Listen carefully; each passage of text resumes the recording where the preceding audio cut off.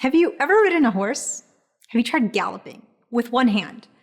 Now try doing all of that, wearing heavy armor and wielding a weighty sword in hand. Unless you're at the gym religiously, chances are you'd be out of breath in seconds. Yet the Prophet of God ﷺ did exactly this and so much more late into his adult years.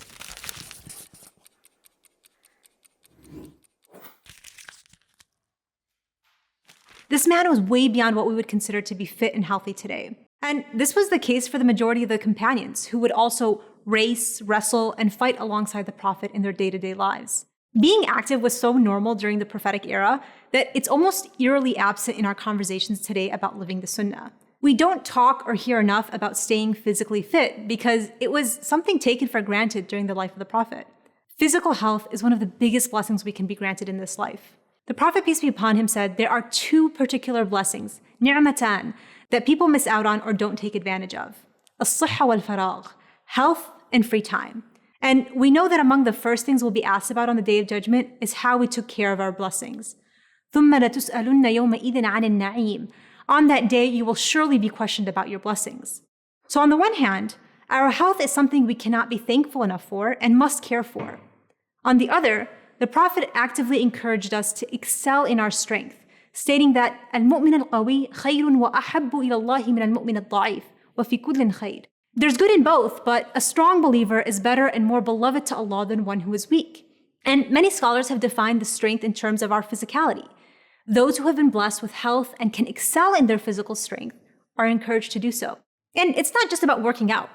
Being mindful of what we eat and how much we eat is part and parcel of the prophetic legacy. Most famously, the Prophet, peace be upon him, said, "The worst thing you can fill is your stomach, so always leave 1/3 of the room for air."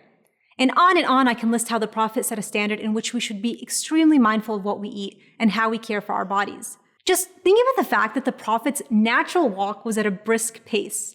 I guarantee you one thing, you're not going to be naturally walking that way if you've eaten unhealthy food, you've overeaten, or you don't stay in physical shape. So we have this precedent before us, and then we have today, study after study after study, glorifying the enormous benefits that physical activity and healthy eating do to every aspect of our lives. And yes, you guessed right, it has enormous benefits in regard to implementing good habits and routine. The medieval scholar Ibn al-Qayyim rahimahullah, in so many of his books, elaborates on all of the benefits taking care of your health actually has on your religious commitments. And in his book, Madarij al-Salikin, he actually discusses this topic under diseases of the heart. Overeating, for example, is in fact a disease of the heart because it causes sluggishness and a lack of focus and productivity in your worship. This was basic knowledge to a scholar who lived almost 700 years ago. And his advice, in light of his understanding of the Quran and Sunnah, has never been so relevant today. But I don't need to go over any more details for anyone to recognize what a blessing it is and how life-changing good physical health can be on every aspect of your life. This is something, especially as Muslims, that we need to be on top of our game. Being mindful of what we put into our bodies, vessels that are simply a loan from God, and how we take care of them on a day-to-day basis is not something we'll just be accountable for one day.